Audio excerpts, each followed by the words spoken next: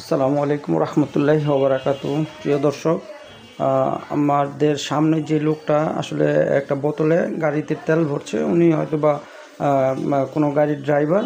তো জানি না কীভাবে সে তেলটা আনছে, কিন্তু আমরা দেখতে পাচ্ছি যে উনি খোলা বাজারে বিক্রি করতেছে। আসলে অল্প কিছু টাকার জন্য তার যে মাসে 25-30 হাজার টাকা বেতন, সেই পুরো বেতনটাই উনি কিন্তু হারাম করে ফেললো।